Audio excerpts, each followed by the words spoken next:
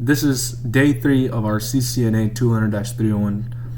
So, this is the Cisco objectives that we're going to be covering today. So let's get into it. Okay, so cabling.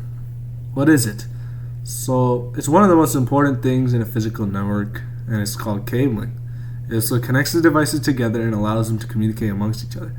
And an example is when you plug in Ethernet from your home to your router so that you can get Wi-Fi coverage around your home. So let's see the types of cables that you'll see often while preparing for the CCNA. So there's twisted pair. This cable is probably very familiar for you. There's fiber, coaxial, and console cables. Alright, so let's start with twisted pair cables. Copper. Alright, so UTP. Let's cover this. Unshielded twisted pair. It's commonly used for Ethernet networks, connecting computers to switches, routers, and other network devices. So examples are Cat5e, also known as enhanced Cat5 cabling, and it's 1 gigabytes per second, and it ranges to 100 meters. And Cat6 is 10 gigabytes per second, but it has a 55 meter range. And then Cat6a is 10 gigabytes per second, and it has a 100 meter range. So mostly, if I'm being honest, I'll give advice. Any of these cablings, UTP or STP, right? For if it's a copper cable and it's Ethernet cable, then your best bet is if it's ever asking you on the test, like what is the length of such and such cable, if you don't know and you don't like the specifics, 100 meters is your best guess, because that's like the standard and they're almost all 100 meters.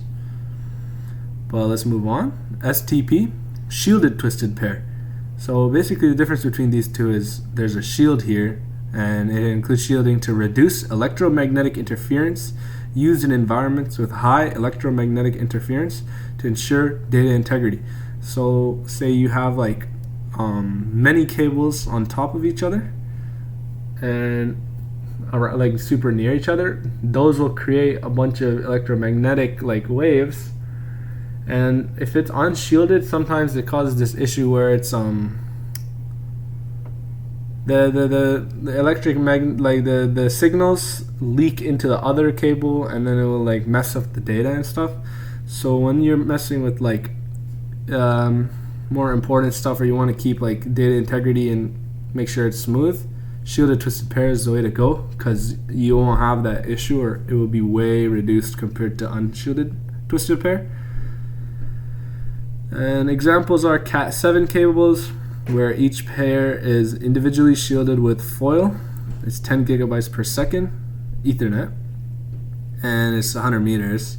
And then Cat8, which is the fastest for at least it's the fastest, and it's 40 gigabytes per second for at least what you need to know for the CCNA, and it's 100 meters as well. So by what I meant here is like each pair, that's these, where it's like 2, 2, 2, and 2, and they're each shielded in Cat7 and 8, I think. So twisted pair, that's what it is, right? Twisted pair is called twisted pair cables for the reason that they are twisted. And this is what it looks like inside, and there's 2 wiring standards that I'd like you to know for the CCNA, especially in Ethernet, I guess. And you'll see them in Ethernet cables with the common RJ45 connector. You need to know that there's the existence of RJ11, but it's not very relevant, and I don't think you'll see it on the test. If you know RJ45, you should be good. And there's 2 ways to set these up, and it's called the T568A and T568B. But a great way to remember this is, if you look here, green and orange are the only ones that are switched. Purple and brown stay the same. So, or like blue and brown, right? So if you can just memorize that A has 2 greens and then the orange split up, but then B has 2 oranges and then the greens are split up, you should be able to like know. You just need to know like the basic, and you could easily differentiate them. So make sure you have that down. I was just taking notes. Alright, let's go on to coax cables. Copper as well, these are copper.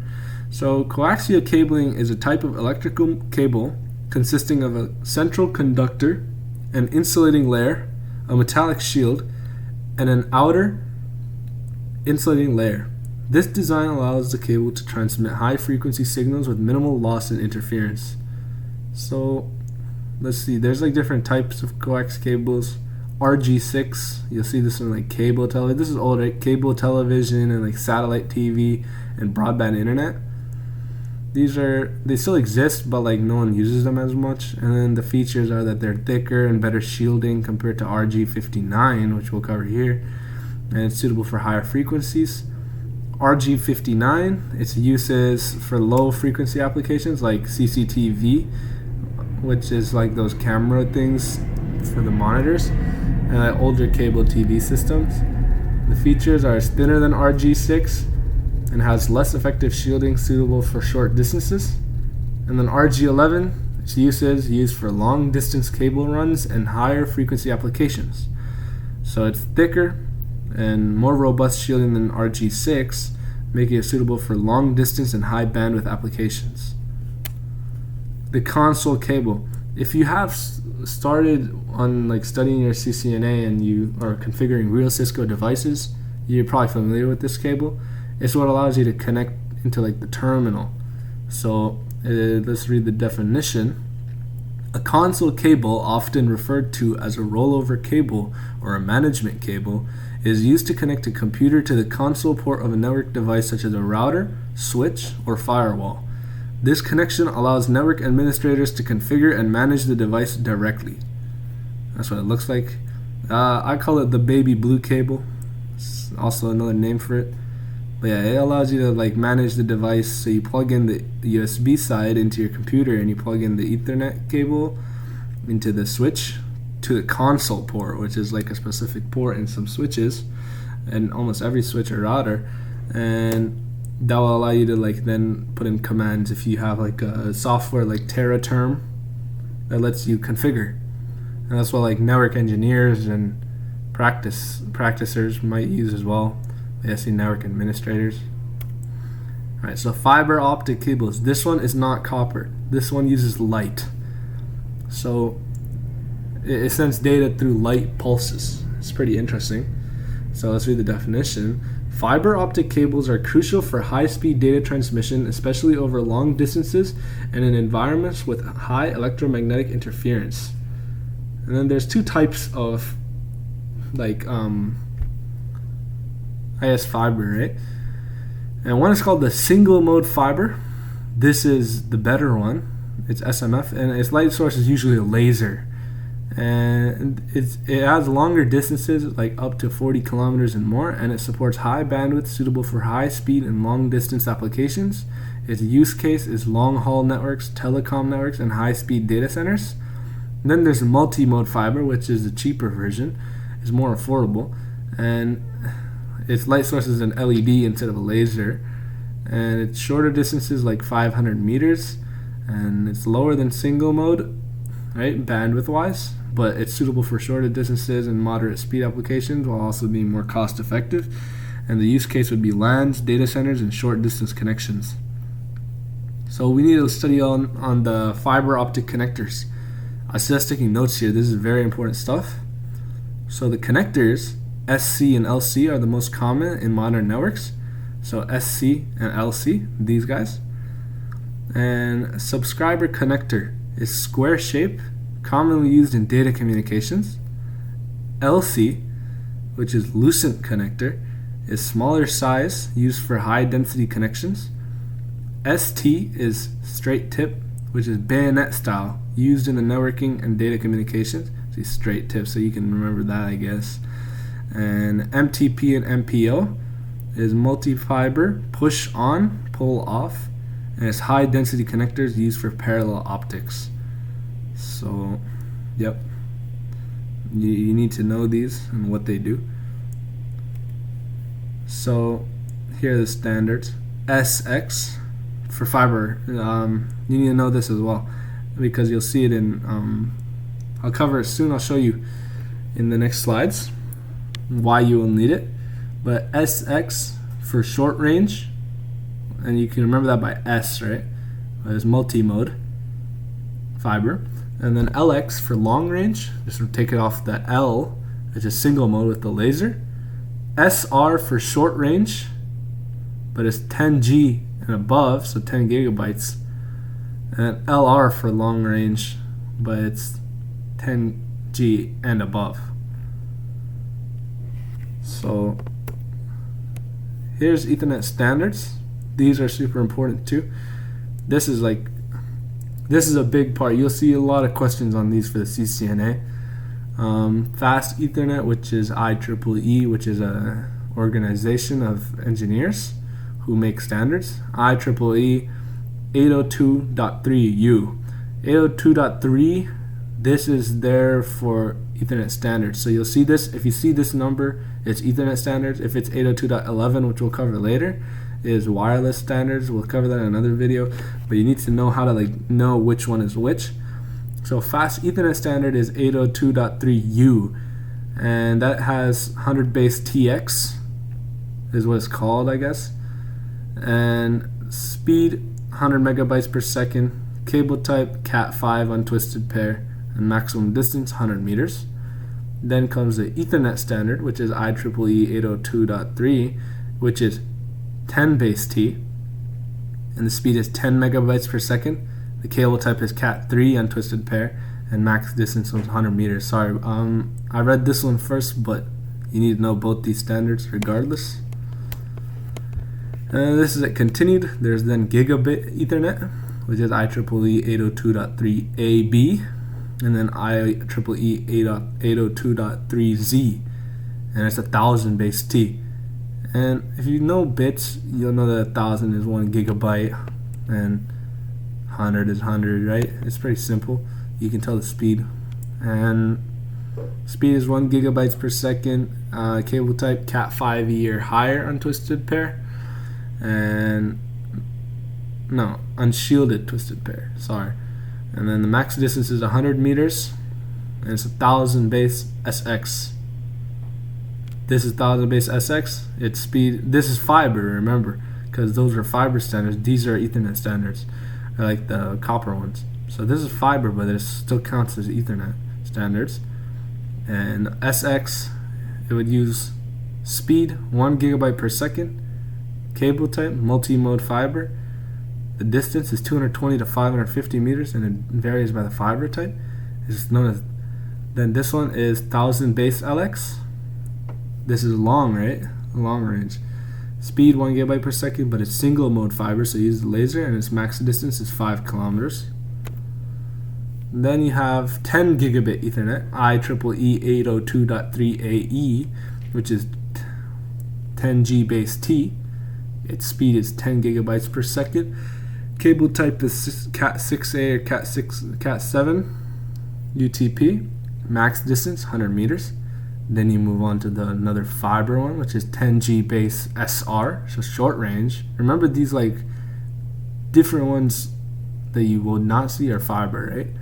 Speed 10 gigabytes per second. Cable type multi-mode fiber. Max distance 26 to 400 meters. And it varies on fiber type. Then there's the 10G base LR, and its speed is 10 gigabytes per second. LR, so fiber. Cable type single mode fiber. It's the laser one, and then it's the max distance 10 kilometers. Finally, these are the final Ethernet standards. 40 gigabit Ethernet, IEEE 802.3BA, and then you could 40G base SR4. This would be fiber, so it's 40 gigabytes per second. Cable type multi-mode fiber. Max distance 100 meters, and that's because short range. Then you can go to 40G base LR4 long range, so it's still fiber. Speed is 40 gigabytes per second. Cable type single mode fiber, and max distance 10 kilometers. Then there's the 100 gigabit Ethernet. This might be on the CCNA objectives. I don't remember seeing anything like this, but it's good to know anyways, just in case. And I guess it uses the same standard, IEEE 802.3BA, and it's 100G base SR10, which would be fiber. Speed 100 gigabytes per second. Cable type multi-mode fiber. Max distance 100 meters. And then 100G base LR4, which is speed 100 gigabytes per second, cable type single mode fiber, and max distance 10 kilometers. This is a reference sheet. If you can note this down or take a screenshot, this will be very good for you. You can then like study off of this, right? So I'll give you like 2 seconds to do that. All right, nice. So I hope you get that down, because this will help you out. And here's some memorization tips I made myself. So you need to remember the speed prefixes: 10, 100, 1000, 10G, 40G, 100G for increasing speeds, right? And the cable types: T, 10 base T, right? Or something like that. The T is for twisted pair. SX is for short range but multi-mode fiber. LX for long range single mode fiber. SR for short range. LR for long range is 10G and above standards. Max distances: UTP is generally 100 meters. Multi-mode fiber varies, but is generally shorter than single mode fiber, and then single mode fiber allows for like kilometer level distances. By organizing the information this way, you'll be able to recall this information easily, and you'll need to like be able to like know what's what on the CCNA. Alright, let's go on to Ethernet shared media. Ethernet shared media refers to a networking environment where multiple devices share the same physical medium, such as a cable, to communicate with each other. Here are the key characteristics. So like Ethernet shared medium. So this, right? The media is this, and they'll share that cable. And so collision domain: since multiple devices share the same medium, they must contend for access to it. When two or more devices attempt to transmit data simultaneously, a collision occurs. This is known as a collision domain. And this is, this is a bus topology. In a shared media environment, devices are typically connected to a common communication medium, forming a bus topology. So, Ethernet hubs. In Ethernet shared media environments, hubs are commonly used to connect devices. Hubs operate at the physical layer of the OSI model and simply forward data to all connected devices. So CSMA CD is what's used with wires, and it's called Carrier Sense Multiple Access with Collision Detection. This is very important for the CCNA. I'm sure you'll probably see a question on it. This is the media access control method used in the Ethernet shared media environments. Devices listen to the medium before transmitting to avoid collisions. If a collision occurs, CSMA CD is used to detect it and handle it appropriately. So it's like a clear man. It fixes the issues if there's a collision, and it handles it. So it's a detector. Point-to-point connections. Point-to-point connections, on the other hand, involve a direct link between the two network devices with no other devices sharing the same communication medium. So the key characteristics are no collisions, because there's only two devices. So it's like, say you have images on your phone and you want to transfer it to your laptop, you'll plug in a cable, say lightning to USB, and that's a point-to-point connection because there's nothing else in between. It's just that one thing. And so since there are no collisions on the communication link, because there's only two devices, they can all each transmit data without contention, which is like where they're contending against one another. The dedicated link: each point-to-point connection provides a dedicated communication link between two devices. This ensures that the bandwidth is reserved for two connected devices only. So Ethernet shared media. So it's higher bandwidth utilization. Unlike shared media environments where bandwidth must be shared among multiple devices, point-to-point connections allow for the full utilization of available bandwidth between two connected devices. And example technologies, we gave an example, but point-to-point connections can be established using various technologies, including Ethernet over dedicated fiber optic cables, serial connections like RS-232, or point-to-point wireless links such as microwave or laser links. That gets too complex. I think you should just stick with my USB to lightning. That should be simple in mind for you. That like point-to-point is just point to point, right? Like 1, 1. Alright, CSMA CD compared to CSMA CA. Sorry, I messed up here. But CSMA-CD is where it detects collisions after they occur and manages them. And then CSMA-CA avoids the collisions entirely by implementing a reservation-based mechanism. So it just avoids them. It stops. This one will detect it. This one will make sure it doesn't happen. CSMA, but we'll cover that soon. And this is what else. CSMA-CA is used in Ethernet networks with shared media. Or no, CSMA-CD is used in Ethernet networks with shared media, while CSMA-CA is used in Wi-Fi networks with a contention-based access method. So CSMA is collision avoidance. This is collision detection. Collision detection is for wires. This collision avoidance is for Wi-Fi, wireless. So summary, Ethernet shared media. It is multiple devices share the same communication medium, forming a collision domain. CSMA-CD is used to manage access to the medium. And then point-to-point connections, direct links between the two devices with dedicated bandwidth and no collisions. Various technologies can be used to establish point-to-point connections, providing efficient communication between two endpoints. Collisions. Collisions occur when two or more devices attempt to transmit data simultaneously on a shared network segment. Errors. What errors are errors indicate problems with the data transmission, such as corrupted or dropped packets. That's what errors are. Mismatched duplex. You might see this sometimes when you're troubleshooting. Mismatched duplex occurs when two connecting devices have different duplex settings. So one is set to full duplex while other is set to half duplex. A small coverage on what full duplex and half duplex is. Half duplex is where only one side can transmit at one time. Full duplex is where both can send at the same time. So if they're both one's different than the other, that's an issue, and it's called a mismatched duplex. Mismatched speed. Mismatched speed occurs when two connected devices have different data transmission rates, and one device operates at 100 megabytes per second while the other operates at 1 gigabyte per second. That doesn't work. Mismatched speed is an issue as well. And so how you would troubleshoot these things is you could check physical inspection. You could check the cables, connectors, and network devices for signs of damage or wear. You can check the interface statistics using CLI commands, like show interface, and things like that, to view interface statistics and error counters. You can do network monitoring tools, where you utilize network monitoring tools like SNMP-based monitoring systems. We'll cover what that is soon, but it will track network performance and identify issues. You do the configuration review, where you verify interface configurations like the speed, duplex, auto negotiation settings to ensure that they're all compatible among each other. And then there you can also check the firmware and driver updates and make sure the network is up to date with the latest firmware and drivers to address software related issues. But mainly you should focus on the CLI part, interface statistics. This will give you everything you need to know if there's issues with your thing. And when you're in labs, let me give you a secret.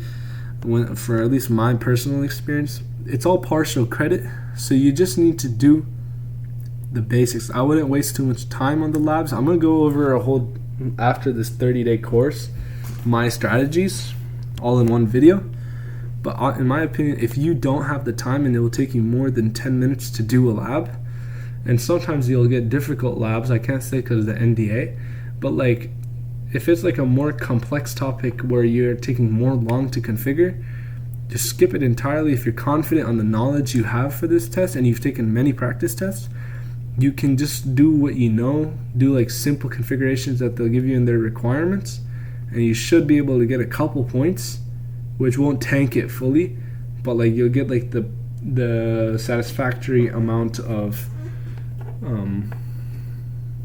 information, the pointage you need. And it's a weighted system. It's weighted weird, but that helps you pass really much. Unless it's super simple and you can wipe it out in 6 minutes, don't waste too much time on it, and just try to just do the basics, which are super quick to do, and skip on them if you're confident with what questions you answered. If you know it and you're just saving time, don't do it. But if you're having to think and having to go through question mark, unless you feel not very confident about your answers, I suggest just do it as quick as possible, get as much partial credit, and then go on and finish the test. Not finishing the test is the worst thing you could do. But let's go to practice questions. Okay, practice question 1. What is the max gigabytes per second Cat5e gives? So you can pause and then answer. The answer is D, 1 gigabytes per second. Which one uses CCNA CD, so collision detection? Is it the cable or is it the wireless? The answer is A, the cable. CCNA is for, see, so go in the back of the video if you don't understand that, but it's a pretty simple concept. Which standard is fast Ethernet? This is where I wanted to ask you this question so you get stumped, because this is super important. You will see this on the CCNA, I can promise you. So make sure you know this, what standards are which. So I want you to answer this. If you're not confident, then you should go back and watch it again. It's very important. So the answer is B, 803.2U. This is the standard that's given to fast Ethernet from the IEEE, which is that engineering corporation. You need to know all these standards. How far does 10 base T go? Answer is B, 100 meters. Like, yeah, like I said, it's basically your best bet is 100 meters if you don't know the answer, because that's like the most common distance for the twisted pair ones. Remember that, not fiber, but 100 meters for like the T ending ones, for which stand for like the twisted pair. Is single mode fiber faster or slower than multi-mode? It's faster. Single mode fiber is faster because it usually uses a laser and is faster compared to the common LED that is used in a multi-mode, and it's better because the LED that they use is usually some cheap LED compared to laser, which is like the best it gets, and it shoots it perfectly and it has no collisions on the sides of the cable and no bleed, so it's always faster.